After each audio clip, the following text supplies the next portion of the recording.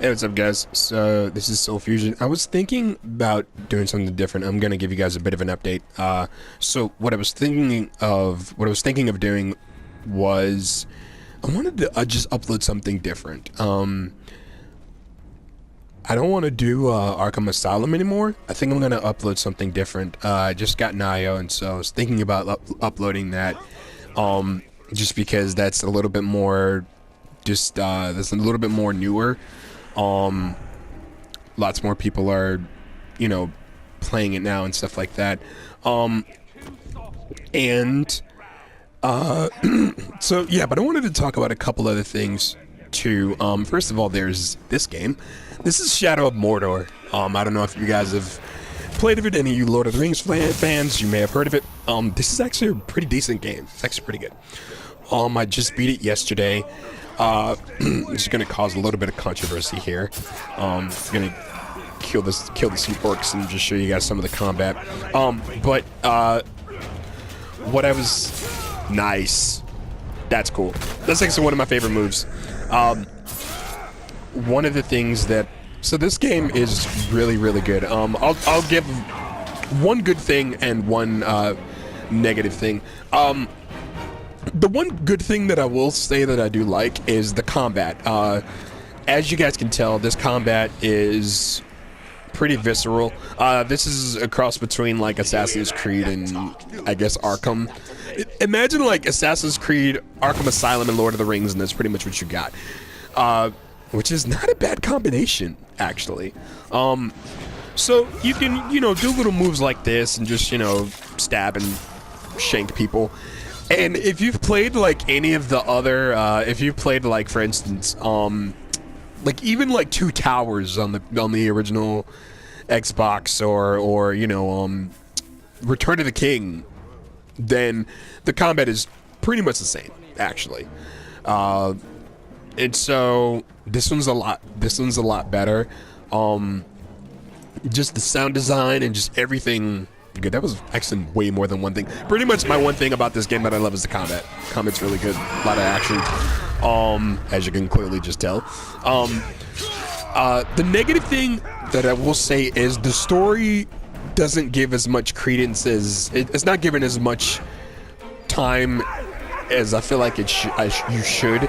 I do care about the main character, but it takes a while. The story pretty much gets lost in the combat. If I had one big major thing to complain about this game, is that the story is kind of like there, and if you're not paying any type of attention, then you're really not going to care that much, and it kind of sucks, especially for like a guy like this who is a ranger.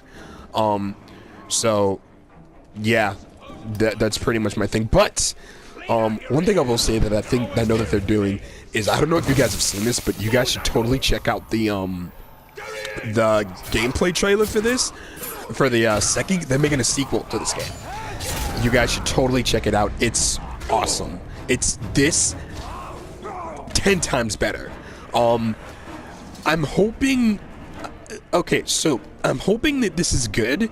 I'm hoping that the sequel is better than the first one. Nope, you're not gonna touch him. I'm hoping that the sequel is better than this one. I hope that you get to go to more places. I hope that you get more people with you, because Lord of the Rings has never been about just a solo person. It's been you have more than one character. You've got Frodo, you've got Sam, you got Aragorn, Legolas, Gimli, all these different people, and so it's not just focused on one person. I feel like that's kind of where the story kind of falters in this game, because it is focused on one person. But if you don't make this guy really all that interesting, then then the game kind of falters. But it more than makes up in the action. Like it does get a bit repetitive, but it doesn't really bother me, just because I like Lord of the Rings and I love how visceral this game is, and we need a visceral Lord of the Rings game. There've been a couple Lord of the Rings games that they have more RPG elements. But I'm really hoping that Shadow of Mordor is good, and they just called the alarm. Great. At least. Really? Oh, okay.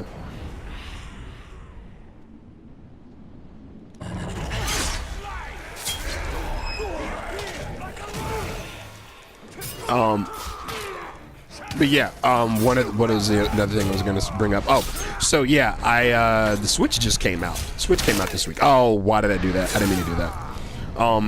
But anyway, the Switch did come out. It doesn't look bad. It's not something that I would buy personally, just because this is awesome. Oh my goodness, that was cool. Sorry, that's one of my favorite moves of all time in this game. Anyway, so the Switch. Switch looks cool. It didn't, because I'm not a huge like Nintendo guy. Like oh my gosh, I haven't played like a Nintendo game since I was a kid. I mean, if you like it, then go ahead. My only thing though is games. Like the Switch doesn't have a lot of dope games that you can play like just at launch. It's got, fair enough. I mean, it has Zelda, which, I mean, everybody and the mom's gonna play. I don't know if it's gonna be a Wii U exclusive or anything like that. Or not Wii U exclusive. Wow, that's terrible. No, I think it is coming on the Wii U, actually. So it's not gonna be a Wii U exclusive. So, I think it's coming out on the Wii U. My thing is I don't want this to be from what I hear. I don't want this to be what the Wii U was, from what I hear. I think that a lot of people who bought the Wii U said that the Wii U has decent games, but actually, yeah, the games were kind of average, like kind of okay. But I am under the impression that maybe this might be the same problem, that maybe Nintendo's got to face the same problem. Maybe and the thing is like, okay, so if Nintendo, if this doesn't do what, because I mean, people are buying it, fair enough, but coupled with like all the controllers that people have to buy, like you have to pay like, what, 40, 50 for like the Joy-Con thing, and so that's already a lot of money as it is. I think what's probably going to happen is the Wii U or the Nintendo Switch probably may go. More people are probably going to end up buying it once like the holidays come in. I know people are probably going to be buying it once the holidays come in. I mean, it looks cool. Legend of Zelda looks great. It looks kind of like it's an open world Zelda game, which I don't think that I don't know if Twilight Princess was open world or not. I might have to talk to some people, see if it was. But yeah, I just don't. My thing is if this doesn't make as much money. Oh, this is getting intense. I need to go. If this doesn't make as much money, if the Switch doesn't make as much money as if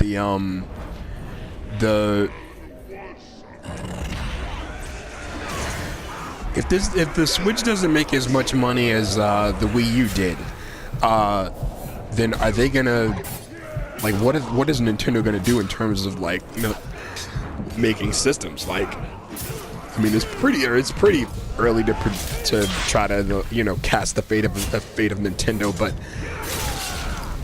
like years from now, like is this system still going to be something that people are going to still be playing? Is this going to be a classic system? Is this going to be one of those systems where it's just like, I remember when I had a Switch, or I remember when I had a PS4. Like, that's my thing. Like, I don't think, and I hate to say this, but I don't think we live in an era of classic gaming anymore. I think that everything is more like, there's no soul anymore in games now. It's just, everything is about, making money, whether it's the DLC practices or like perfect example with Shadow of Mordor. They're like two different, collector's editions for this game. And I'm like, that's a joke. And I remember when we used to get collector's editions, and like for Halo 2, that's my favorite collector's edition of all time, because you could see like the behind the scenes footage and how they made the game and stuff like that. You don't get any of that stuff now. And like, and I don't think then you got like all these DLC practices. You got, developers screwing over the customers. You got ignorant gamers that are paying for this stuff. So from what I hear, and I'm just talking about Shadow Mordor just because it's what I'm playing now. For Shadow of War, that's what it's called. That's what Shadow Mordor 2 is called, Shadow of War. Shadow of War, the developer said that everybody is pretty much going to be getting a full game. That they said that the DLC that they're going to be releasing, like the pre-order bonus, isn't going to be something that's in-game. I don't know. I'll believe it when I see it. I don't trust what I hate to say that I don't trust what the developer says, but I don't think in this day and age, I don't think you should. Oh wow, it is a lot of people here, a lot of orcs. I should be trying to take over some of these guys, but oh yeah, he's definitely got to die. He's stabbing me. He's really annoying.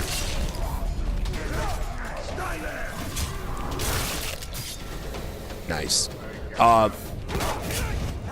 killing these guys without mercy, and I'm not even paying attention. But what I will say is, no, that was a cute little sensor just went past the thing. One thing I will say is that I think that just gaming needs to go back to where it used to be, because you could even go back to like the old, you can even go back to like okay, perfect example. So Final Fantasy, there's another Final Fantasy that's coming out. It's not 10. I think it's is it 12? There's a new Final Fantasy that's coming out, and it's not 10. Well, 10 and 10-2 is already out. But there's another one that's coming out, and it's got it looks like it's in the same universe as 10 and 10-2. Pretty much, it's called the Zodiac Age. That's what they're calling it. That's the name of the subtitle. You can look it up. I don't remember it off the top of the head. But the reason why I bring it up is because apparently there's going to be like DLC that's coming with that game. And I looked on, I don't normally trust IGN, but I was just there just to get my information. Nice. And they did it twice for this video. Awesome. And so what they did was pretty much they're gonna have DLC for this game. And I'm like, why would you need DLC for a game that was already completed when it came out? Because it came out on the PS2. And so so there's that. Final Fantasy 15, like that game's already got, that game's got DLC that's coming out for it too. And I don't have an issue with DLC in general. As a matter of fact, I remember when online gaming was still like young in terms of like the systems.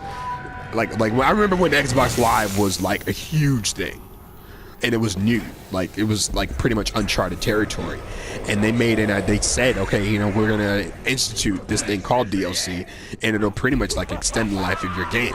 And I'm like, okay, that's a cool theory. Like, I mean, that's a cool thing. I'd be okay with that, But it's just now, especially with like fighting games and stuff like that. Like, you got another Blaze Blue, and they're releasing a game for the third time. It's the same exact game, but you're just getting, 2 extra DLC characters. And I'm just like, well, we've already, or at least, people have already paid like, 20, 30 bucks, per game for this. And it's like, really? Like, why are we paying, extra cash for the same exact game? It's like, doesn't make sense. But yeah, I want to see if I can, I want to do like a big discussion. I want to do like a big discussion about just the state of gaming and, where we can go from here, just to kind of get a dialogue going. Because I know I can't be the only one that feels the same way about DLC practices and stuff. I'm not against DLC as an idea, but I'm against the current implementation of it. So yeah, as an unrelated side note, yeah, shout outs to Shenmue, one of my favorite games. Yeah. So with that, I will catch you guys on the flip side. I'll catch you guys soon. See you guys in Nio. It's gonna be fun. So let me climb up here and strike a pose. Later.